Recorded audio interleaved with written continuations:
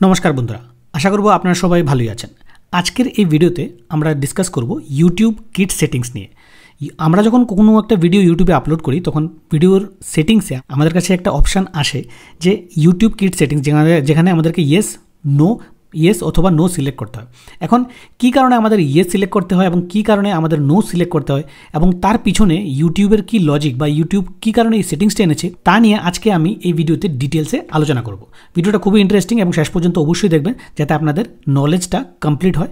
এবং এই রিলেটেড যদি তারপরও আপনাদের কোনো প্রশ্ন থেকে যায় তাহলে ভিডিওর নিচে কমেন্ট করে আমাকে অবশ্যই জানাবেন। তাহলে চলুন ভিডিওটাকে শুরু করা যাক। আচ্ছা, সবার প্রথম যেটা হচ্ছে এটা হচ্ছে ইউটিউব কিড সেটিংস এবং এর প্রভাব। ঠিক আছে, ইউটিউব কিড সেটিংসে ইয়েস সিলেক্ট করলে আপনার কন্টেন্ট বিশেষভাবে শিশুদের জন্য মার্ক করা হবে। এর ফলে কিছু সীমাবদ্ধতা আরোপ হবে, যেমন ভিডিওতে মন্তব্য করার সুযোগ নেই, বিজ্ঞাপন আয় কম হতে পারে। মানে আপনারা যখনই ইউটিউবের ওই ভিডিওর সেটিংসে গিয়ে ইয়েস করবেন তখনই কিন্তু ইমিডিয়েটলি আপনাদের ভিডিওতে কমেন্ট সেকশনটা বন্ধ হয়ে যাবে এবং এই পার্টিকুলার ভিডিওগুলোতে ইনকাম অনেক কমে যায়। এখন এখানে অনেক ইউটিউবাররা এটা বলে যে যখনই ভিডিও আপলোড করা হয়, যদিও এটা বাচ্চাদের জন্য হয়, আমাদের ইয়েস সিলেক্ট করা উচিত না, কারণ এতে কিন্তু ইনকাম কমে যায়।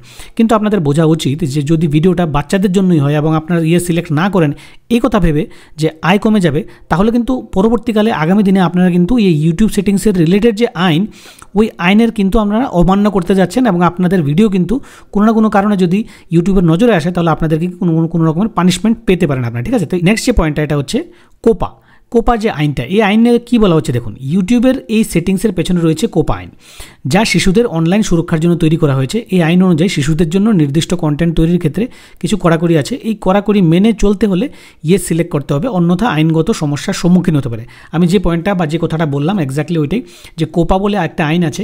যদি আপনাদের কন্টেন্ট বাচ্চাদের জন্য হয় এবং আপনারা ওটাতে নো সিলেক্ট করে দেন এবং ওইখানে যদি বাচ্চারা ওই কন্টেন্টটা দেখে, তাহলে কিন্তু এখানে এমন হতে পারে যে যেসব অ্যাডস বাচ্চাদের রিলেটেড নয় ওই অ্যাডসগুলো কিন্তু আপনাদের ভিডিওতে আসতে পারে। এবং কেউ যদি এটাতে কমপ্লেন করে যে এই কন্টেন্টে আমার বাচ্চা এমন অ্যাড দেখছে যেগুলি বাচ্চাদের জন্য মানে অ্যাপ্রোপ্রিয়েট নয়, তাহলে কিন্তু আপনাদের চ্যানেল বা আপনাদের ভিডিওর এগেনস্টে কোপার আন্ডারে আইনত কোনো না কোনো অ্যাকশন হতে পারে। এটা কিন্তু খুবই ইম্পর্টেন্ট, আপনাদের জানা উচিত। ঠিক আছে, নেক্সট যে পয়েন্ট এটা হচ্ছে ভিডিও ডিসকাভারি এবং অডিয়েন্স পৌঁছানো। হ্যাঁ, অবভিয়াসলি ইয়েস সিলেক্ট করার সাথে সাথে আপনার ভিডিও শুধুমাত্র শিশুদের জন্য ডিজাইন করা কন্টেন্ট হিসেবে মার্ক হবে এবং তার ফলে ভিডিও ডিসকাভারি এবং যে রিচ, অডিয়েন্সের রিচটা এটা কমে যাবে। এটা বিশেষ করে ক্ষতিকর হতে পারে যদি আপনার চ্যানেলে সব ধরনের বয়সের কন্টেন্ট থাকে। এখন দেখুন, এই কমে যাওয়াটা মানে একটা কিন্তু অন্যরকম। আপনারা যখনই কোনোটা বাচ্চাদের রিলেটেড ভিডিও দেখুন এবং আপনারা গিয়ে দেখুন যে রাইমস বা এই ধরনের যে কবিতা বা এই ধরনের বাচ্চাদের স্টোরি, এগুলো তো মিলিয়ন্স অফ ভিউ থাকে। তার মানে রিচটা কিন্তু কমে না, বাচ্চাদের কন্টেন্ট বাচ্চারা অনেক বেশি পরিমাণে দেখে। এখানে যেটা বলা হচ্ছে যে যদি আপনারা ভিডিওটাতে ইয়েস করেন তাহলে ভিডিওটা স্পেসিফিকলি বাচ্চাদের জন্য যাবে। যদি এটাতে নো করা থাকে তাহলে এটা বাচ্চা মানে অ্যাডাল্ট মিক্স হয়ে সব বয়সের জন্য যাবে। তো ওই কনটেক্সটে বলা হচ্ছে যে যদি আপনি এটাকে ইয়েস করেন তাহলে ওভারঅলের কনটেক্সট থেকে এখানে ভিউ কম হতে পারে। ঠিক আছে, কিন্তু আমার হিসাবে বাচ্চাদের জন্য যে ডেডিকেটেড কন্টেন্টগুলো, ওই কন্টেন্টগুলোতে ওভারঅল কিন্তু অনেক বেশি পরিমাণে ভিউজ থাকে। ইনকাম কম হতেই পারে কারণ বাচ্চাদের যে ভিডিওগুলোতে ভিউজ বেশি আসে, যে কারণে অ্যাডভার্টাইজিংয়ের রেভিনিউটাই ওই কনটেক্সটে কম হয়, কারণ ভিউয়ার্সরা হচ্ছে বাচ্চারা তো আর কিছু কিনবে না, ঠিক না? তো ওই কারণে রেভিনিউটা এখানে কম হয়। কিন্তু রেভিনিউটা চ্যানেলগুলোর রেভিনিউ অনেক বেশি হয় because of huge amount of millions of views. তারপর যে নেক্সট পয়েন্ট এটা হচ্ছে যে নো সিলেক্ট করার ঝুঁকিতে। যদি আপনার কন্টেন্ট শিশুদের জন্য উপযোগী হয় এবং আপনি নো সিলেক্ট করেন তাহলে ইউটিউবের অ্যালগোরিদম আপনার ভিডিওকে নির্ধারণ করতে পারে এবং স্বয়ংক্রিয়ভাবে সেটিংস পরিবর্তন করতে পারে।